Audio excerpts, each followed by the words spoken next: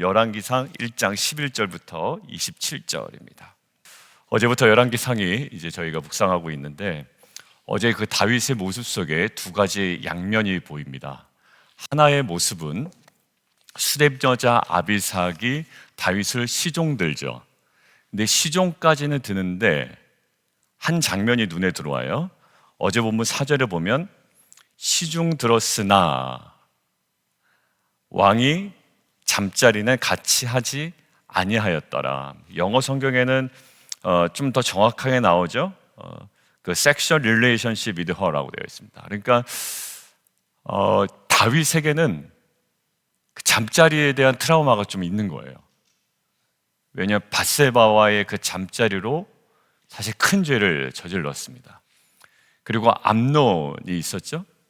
근데 다말을 범합니다. 근데 이것들이 감지를 했는지 안 했는지 모르지만 이것들을 간접적으로 승인하는 바람에 이제 그 일이 벌어지죠. 그러니까 정상적이지 못한 잠자리를 통하여 다윗의 가문에 여러 가지의 어려움들이 있었습니다. 근데 오늘 이 장면은, 어제 그 장면은 굉장히 좀 의미 있는 장면이었다라는 생각이 들어요. 뭐 해도 됩니다. 그러라고 준 것 같고요. 그 당시 상황에서는 아마 그것이 허용되었을 것 같아요. 그렇지만 시중까지는 들었어요. 그러나 잠자리는 왕이 하지 않았다라는 거예요. 하나 어떤 모습입니까? 이 절제에 관한 모습입니다. 가능하지만 멈춰서요. 그런데 한 가지 좀 다른 모습이 하나 있는데, 마땅히 해야 되는 일이 있습니다. 어떤 일이냐면 차기 왕권이 누구에게 갈 것이냐라는 것들을 어떤 분명한 입장을 이제는 드러내야 됩니다. 그런데 다윗이 그것에 대해서는 오히려 정확하게 드러내지를 않아요. 그러니까 해도 되는 일은 굉장히 절제하는 것, 괜찮습니다. 그런데 마땅히 해야 되는 일까지 멈칫하는 모습은 사실 우리에게 여러 가지 불안한 요소를 가져다 주죠. 어제 묵상하는데 그 생각이 들더라고요. 목회자로서 다 가능할 겁니다. 그러나 절제해야 될 때가 있어요. 말이나 행동이나 결정이나 판단이나. 목회자뿐만인가요? 어제도 우리 남성들하고 이야기 나눴습니다만, 부모로서 자녀에게 다 할 말이 있습니다. 그렇지만 절제해야 될 때가 있어요. 그럼에도 불구하고 마냥 절제할 수만은 없는 겁니다. 마땅히 부모로서 해야 되는 이 일들은 또 해야 되죠. 그러니까 이 균형이 굉장히 중요한 것 같아요. 그리고 이것이 바뀌면 좀 난리가 나는 거예요. 절제해야 되는 부분들을 오히려 과감하게 행동한다거나, 마땅히 해야 할 일을 오히려 반대로 절제한다거나 이러면 뭔가 이 공동체에 불안하게 되겠죠. 자, 오늘 지금 밧세바와 이 나단 선지자가 자극하려고 하는 것은 뭐냐면, 지금 국가적 위기라는 거예요. 왜냐하면 아무 일도 벌어지지 않는 것이 아닙니다. 지금 아도니아가 마치 자신이 왕이 된 것처럼 난리를 치고 있는 거예요. 국가적인 위기 상황입니다. 이 위기 상황 가운데 어떻게 보면 다윗이 아무것도 하고 있지 않은 것이 얼마나 위험하냐면, 지금 그 부분을 이야기를 하고 있는 겁니다. 한번 24절과 25절을 좀 먼저 보도록 하겠는데, 24절에 내 주 왕께서 이르시기를 아도니아가 나를 이어 왕이 되어 내 왕위에 앉으리라 하셨나이까? 라고 의문문으로 되어 있죠. 자, 이 히브리어적 표현으로 이 의문문은 의문문적인 요소가 있긴 하나 적어 놓으십시오. 강한 긍정입니다. 아주 강한 긍정이에요. 내 주 왕께서 이르시기를 아도니아가 나를 이어 왕이 되어 내 왕위에 앉으리라 하셨네요, 이거예요.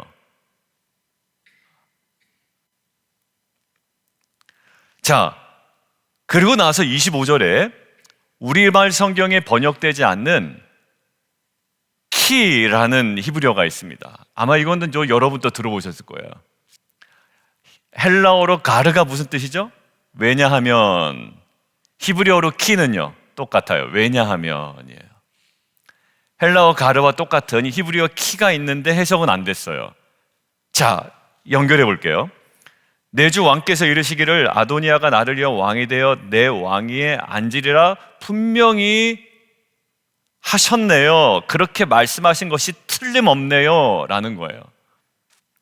왜냐하면 하고 이야기하는 거죠. 왜냐하면 그 아도니아가 지금 내려가서 하는 행동이 숫소와 살진 송아지와 양을 잡고 모든 아들들과 군사령관들과 아비아다를 청하고 그들이 또 아도니아 앞에서 먹고 마시고 그 아도니아 왕은 만세술 하옵소서 하고 지금 소리를 지르고 있습니다. 그걸 가만히 보니까 이 일이 국가의 한 구석에서 어떻게 보면 아니요 한복판에서 이루어지고 있는데요, 이걸 보니까 당신 분명히 그렇게 얘기했네요 라는 거예요. 근데 그렇게 얘기했습니까? 하지 않았습니까? 하지 않았죠. 자, 오늘 제가 어제 본문과 연관된 이 부분이 너무 강하게 오는 거예요. 하지 않았죠. 다윗이 이렇게 시키지 않았죠. 근데 나단이 뭐라고 얘기합니까? 당신의 하지 않음이, 당신의 침묵이 이 모든 것들이 당신이 허용한 것처럼 일이 진행되고 있습니다 라는 거예요. 제가 좀 충격을 받았어요. 수냄 여자 아비삭과 잠자리를 하지 않은 것, 제가 자꾸 이런 용어 쓰면은 좀 어렵다고 하는데 부작위, 하지 않음, 그 부작위는 좋은 거죠. 그런데 왕으로서 이 침묵했던 이 부작위, 어떤 행동을 하지 않은 것은 굉장히 위험한 행동이었다라는 거예요. 어디까지 위험한 행동이냐? 당신의 침묵이 이 모든 일들이 한복판에서 자행되고 있는데 이것들이 마치 당신이 허용한 것처럼 이 모든 것들이 벌어지고 있다는 거예요. 그러고 보니까 그래요. 예전에 이솝우화에서 이런 게 있었죠. 어떤 아이가 조그만 것들 하나씩 훔쳐옵니다. 근데 어머니가 아무 말도 하지 않는 거예요. 뭐였죠? 침묵이었어요.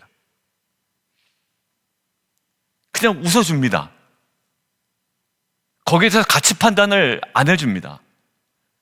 그러니까 나중에 이 아이가 장성해서 큰 죄를 짓습니다.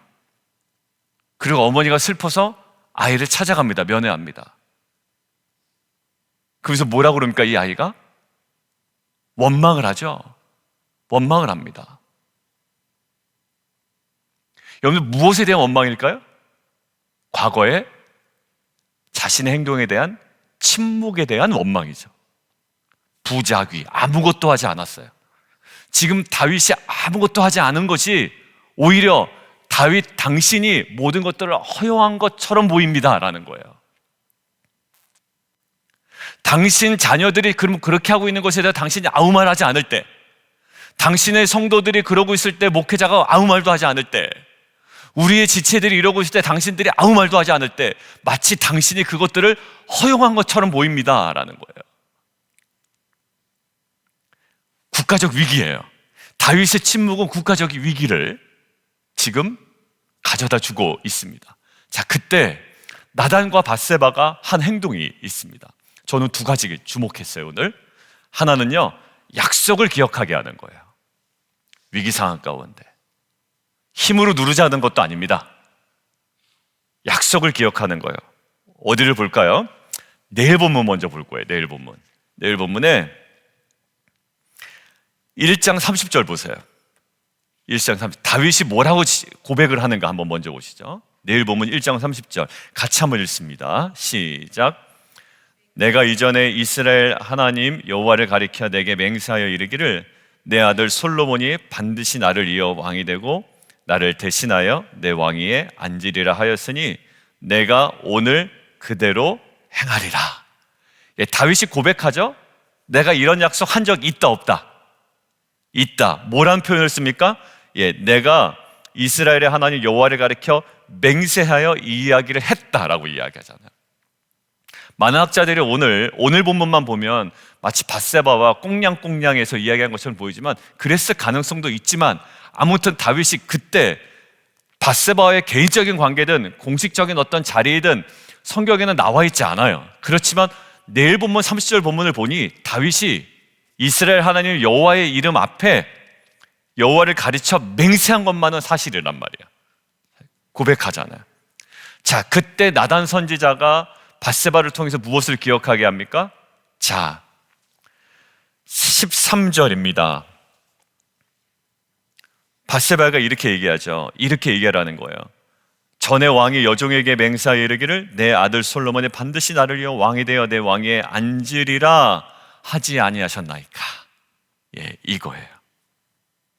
그래서 그대로 17절, 그가 왕께 대답하되 내 주여 왕이 전에 왕의 하나님 여호와를 가리켜 여종에게 맹세하시기를 내 아들 솔로몬이 반드시 나를 위하여 왕이 되어 내 왕위에 앉으리라 하셨지 않습니까? 라는 거예요. 무엇을 기억나게 하시나요? 예, 약속을 기억하게 합니다. 여러분, 하나님께서는 출애굽기 2장 24절에 보면 이렇게 하십니다. 여러분들 함께 좀 찾아볼까요? 여러분, 출애굽기 2장 24절 25절 혹시 빨리 찾으실 수 있으면 한번 찾아보겠습니다. 이스라엘 민족을 출애굽하실 때 하나님께서 먼저 하나님 안에 일어난 어떤 일들이 있어요. 출애굽기 2장 24절 25절 같이 한번 읽습니다. 시작. 하나님이 그들의 고통 소리를 들으시고 하나님이 아브라함과 이삭과 야곱에게 세운 그의 언약을 기억하사 하나님이 이스라엘 자손을 돌보셨고 하나님이 그들을 기억하셨더라. 고통 소리를 들으셨습니다. 그를 통해서 하나님이 무엇을 기억하시냐면 언약을 기억하십니다. 오늘 나단과 밧세바가 무엇을 기억나게 하나요? 다윗으로 하여금 그 여호와 앞에서 드렸던 맹세를 기억하게 합니다. 약속을 기억하게 하죠. 여러분들, 저는 이것들을 묵상하는데 여러분들과 저와 위기 상황 가운데 나름대로 크고 작은 위기 상황 가운데 반드시 해야 되는 일이 있다고 오늘 말씀하시는 것 같아요. 여러분들 자녀를 향한 약속을 기억하는 거예요. 그리고 교회를 향한 약속을 기억하는 겁니다. 교회 사실 목회하는 게 쉽지가 않습니다, 여러분들. 그리고 목회하는 게 저만 목회하는 게 아니라 여러분들이 같이 목회하시는 거잖아요. 같은 리더십으로, 같은 그 텐트지기로 그냥 우리가 그 사람들 모여서 그냥 뭐 즐겁게 지내는 게 목적이 아니게 굉장히 영적인 싸움이 치열합니다. 여러분들 아시다시피. 그러니까 그런 가운데 뭐를 기억합니까? 약속을 기억하는 거예요. 뭐를 향한? 교회를 향한 약속이에요. 그러면 우리의 정신이 새로워집니다. 그럼 하나님께서 그렇게 행하시겠구나라는 마음의 확신이 있습니다. 자, 그리고요, 얼마 전에 저는 무엇을 계속 기억하고 있냐면 시편의 약속을 기억합니다. 저는 개인적으로. 어떤 약속이냐면요, 제가 메모해 왔어요. 시편 46편. 너희는 가만히 있어 내가 하나님 대문을 할지어다. 내가 열방과 세계 중에 높임을 받으리라. 그 전에 하셨던 주일 말씀이 어떤 상황 가운데서도 개인적인 기도 제목일지라도 하나님은 분명히 하나님께서 영광 받으신다. 그리고 우리는 하나님을 영어롭게 하는 자다라는 확신을 주셨는데, 그 이어서 46편에 너희는 가만히 있어 내가 하나님 됨을 알지어다. 내가 열방과 세계 중에 높임을 받으리라라고 말씀하셨어요. 저는 이 약속의 말씀을 붙들고 있습니다. 그리고 하나 붙들고 있는 말씀이 또 하나 있습니다. 환난 날에 나를 부르라. 시편 50편. 내가 너를 건지리니 내가 나를 뭐하라? 영화롭게 하리라 라는 거예요. 여러분들, 이 약속의 말씀이 저에게 있습니다. 여러분들, 어려울 때 환난 날에 나를 부르라. 내가 너를 건지리니 내가 나를 영화롭게 하리라. 여러분들, 이것은 하나님께서 이 시편의 묵상을 통해 저와 여러분에게 공동체에 주신 말씀이기에 저는 이것들을 붙들 때 환난 날의 끝까지 우리가 부르짖음을 통해 우리를 건지실 것이고, 그 모든 정황과 그러한 우리들을 통해 하나님께서는 영광 받으실 줄 믿습니다. 여러분, 위기 상황 가운데 무엇을 기억한다고요? 그 약속을 기억하는 겁니다. 두 번째요, 사명을 기억하는 겁니다. 오늘 나단 선지자와 이 밧세바가 무엇을 기억하게 합니까? 당신 왕입니다. 왕입니다라는 거예요. 당신 텐트직입니다 라는 거예요. 당신 큐티직입니다. 큐티직입니다. 당신 담임 목사입니다. 당신 부모입니다. 하나님께서 주신 기업을 경영할 부모입니다 라는 거예요. 일어나십시오. 거기서 그러고 있으면 안 됩니다 라는 거예요. 여러분들, 여기 보십시오. 27절. 이것이 내 주 왕께서 정하신 일이니까? 대답이 뭘까요? 아닌데요 라고 할 거예요. 아닌데요 하고 나니까 다윗 마음에 어떤 마음이 들었을까요? 내가 해야 될 일을 안 하고 있구나 라는 거예요. 무엇을 하라는 것도 아닙니다. 그냥 당신 왕 아닙니까? 그런데 왕께서 내주 왕을 이어 그 왕에 앉을 자를 종에게 알게 하지 않으셨습니까? 왜 나한테 허락받지 않았습니까? 라는 말이 아니에요. 지금 뭡니까? 나단 선지자죠. 선지자는요, 하나님의 뜻을 왕을 대신하여 물어줄 수 있는 사람이에요. 왜 당신 하나님께 묻지도 않고 아무 일도 행하지 않습니까? 당신 뭡니까? 왕 아닙니까? 라는 거예요. 뭐를? 사명을 깨닫게 합니다. 왕으로서의 사명이요. 저와 여러분은 뭡니까? 왕 같은 제사장이에요. 저 사람이 나를 힘들게 한다, 이거 너무 걱정이다, 어렵다. 아니요. 하나님께서 우리에게 너는 택한 족속이요, 왕 같은 제사장이요, 거룩한 나라예요. 여러분들 그런 사명을 받은 자입니다. 여러분들 신약 성경에 가장 초대교회 성도들이 극심한 육체적인 고통과 핍박과 두려움 가운데 있을 때 베드로 사도가 얘기한 거예요. 너희 베드로 전서는 뭐죠? 외적인 어려움, 핍박. 베드로 후서는요, 교회 내에 자꾸 이상한 이단 사상들. 지금 똑같나요? 똑같아요. 유튜브를 통해서 이단 메시지들이 막 교회에 들어옵니다, 사실. 그랬죠? 저한테도 이거 맞습니까? 라고 질문하는 분 계세요. 제가 그분한테 얘기해 줬습니다. 그분도 목사님 맞네요 얘기하는 거예요. 여러분들 지금 교회 내에 엉뚱한, 제가 그분한테 이야기했어요. 집사님, 이게요, 자유주의 신학자들 안에서도 폐기 처분된 논리거든요. 근데 그분이 괜히 아는 척하고 그거 가지고 얘기 안 해요. 근데 이제 그분도 아신 거예요. 자유주의 신학계에서도 폐기 처분된 어떤 논리를 가지고 그걸 가지고 막 이야기하는 유튜브에서, 그러니까 그거에 막 혼동되는. 여러분들 지금 베드로 후서에 있는 교회 내의 이단 사상이요, 지금 너무 극심하게 교회에 밀려 들어오고 있어요. 근데 우리 뭐라고요? 그 사명자예요. 여러분, 저는 침례 요한의 그 위대함이 어디서부터 출발되었나라고 했더니 결국 뭡니까? 자기의 신분과 사명이 무엇인지를 정확하게 어디를 통해서? 구약의 말씀을 통해 깨달았다라는 거예요. 뭐라고 깨달았습니까? 나는 이사야서의 말씀을 통해 광야의 뭐다? 외치는 자의 소리다라는 거예요. 어디서? 말씀을 통해. 여러분들 지난주에 고난주간 특별새벽 기도회와 연관이 되죠? 예수님께서 십자가의 극심한 고통 가운데서도 목마르다라는 이야기를 왜 하셨다고요? 이미 때가 이른 줄을 아시고 성경을 응하게 하려 하여라는 거예요. 여러분들 이 사명을 깨닫는 것은 매우 중요합니다. 그래서 제가요, 침묵해야 될 거는 침묵해요. 절제 분명히 해야 됩니다. 그러나 이단 사상 말도 안 되는 일에 대해서는 아주 강력하게 대처를 해야 되겠구나라는 생각이 들었어요. 왜? 베드로 사도도 외적인 거기에서는 인내하라고 했거든요. 외적인 핍박에 대해서는. 근데 말도 안 되는 이단 사상에 대해서는 요한 사도도요, 요한 1서, 2서, 3서 그들 드러내라고 그랬어요. 그 거짓된 가르침 드러내라고 했습니다. 이단 사상 드러내라고 했어요. 교회 내에 침투하면 안 돼요. 절대 안 돼요. 그때 힘들어하는 성도들 계십니다.